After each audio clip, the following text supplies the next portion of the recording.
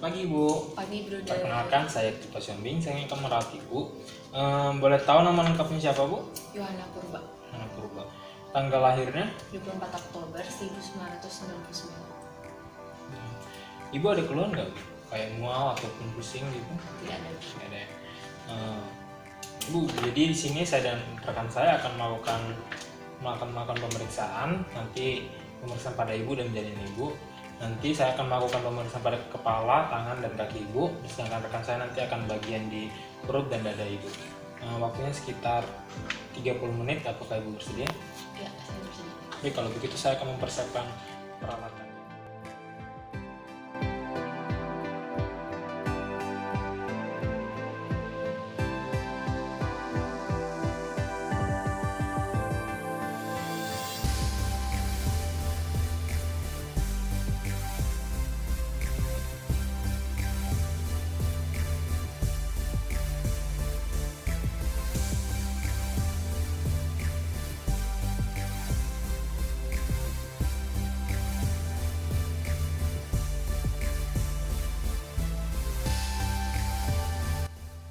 Ukur berat badan dan tinggi badannya dulu ya. Ya, sus.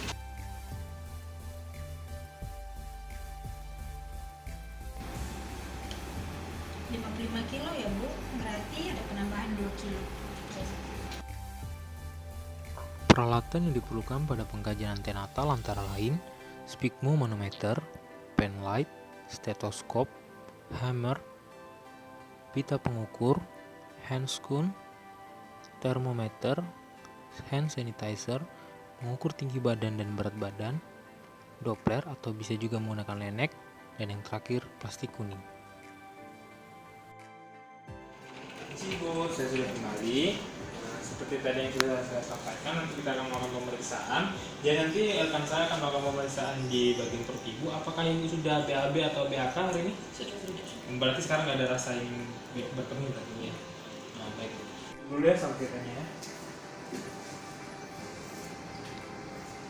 Ibu bagaimana posisinya? Apakah sudah nyaman? Sudah.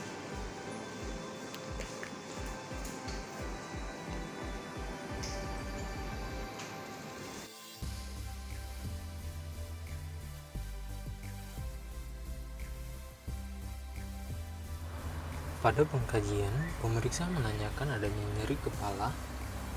Kemudian, pemeriksa melakukan pengkajian terhadap warna sklera ibu dan warna konjungtiva. Kemudian, pemeriksa melakukan pengkajian pada lapang pandang ibu. Setelah itu, pemeriksa melakukan pengukuran terhadap pupil ibu pada mata kanan dan pada mata kiri. Setelah itu, pemeriksa melakukan observasi terhadap kebersihan telinga ibu, apakah terdapat serumen atau tidak. Kemudian pada hidung, apakah terdapat polip ataupun perdarahan. Kemudian kebersihan mulut, pada lidah, dan juga atau terdapat karies. Kemudian pemeriksa melakukan palpasi terhadap kelenjar limfoid dan juga terhadap organ tiroid, apakah terdapat hipertiroid. Pemeriksaan dada, kita melihat bentuk payudaranya. Oke, lalu kita menekan sedikit dan tanyakan apakah ada nyeri tekan. Ya ada, lalu kita lihat apakah ada pengeluaran kolostrum. Baik, tidak ada. Selanjutnya untuk pemeriksaan paru, kita dengarkan bunyi paru.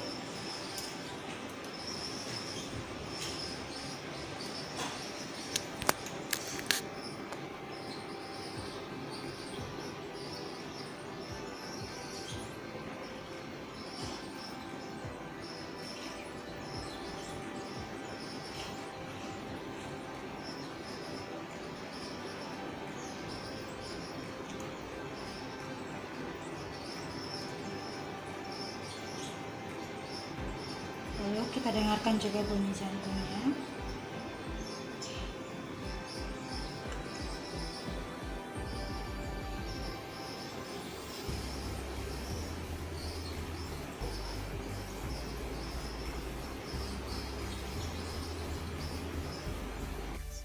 Pada Leopold I, tujuannya untuk mengetahui umur kehamilan dan menentukan bagian janin di fundus uteri.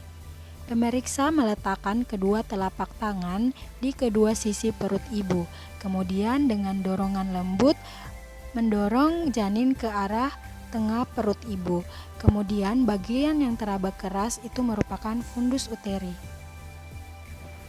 Kemudian kita ukur tinggi fundus uteri mulai dari simfisis pubis ke TFU, lalu kita tentukan jaraknya dengan meteran.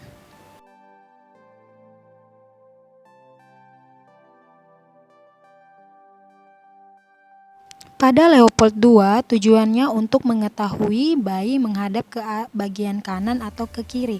Caranya, kedua tangan pemeriksa meraba perlahan kedua sisi perut bunda. Salah satu tangan menahan, kemudian yang satu tangannya meraba sisi perut ibu. Jika teraba panjang dan keras, itu merupakan punggung dari bayi. Lalu di bagian lainnya, jika teraba lembut dan kecil-kecil itu merupakan ekstremitas bayi. Setelah Leopold II, pemeriksa bisa melanjutkan dengan pemeriksaan denyut jantung janin. Nah, pemeriksaan denyut jantung janin ini dilakukan di punktum maksimum atau di punggung bayi dengan menggunakan Doppler atau Lennec. Pada Leopold III, tujuannya untuk mengetahui kepala bayi sudah berada di uterus dan sudah masuk ke pintu atas panggul atau belum. Caranya, tangan pemeriksa yang satu berada di fundus uteri dan menahan bagian atas. Kemudian tangan yang satu berada di bagian bawah perut dan berbentuk seperti mangkuk. Untuk mengetahui kepala sudah masuk PAP, dapat kita goyangkan. Jika masih bisa digoyangkan, berarti kepala janin belum masuk ke PAP dan tidak boleh lanjut ke Leopold IV. Pada Leopold IV, tujuannya untuk menentukan bagian janin mana yang berada di bawah dan untuk menentukan berapa bagian kepala yang sudah masuk ke pintu atas panggul.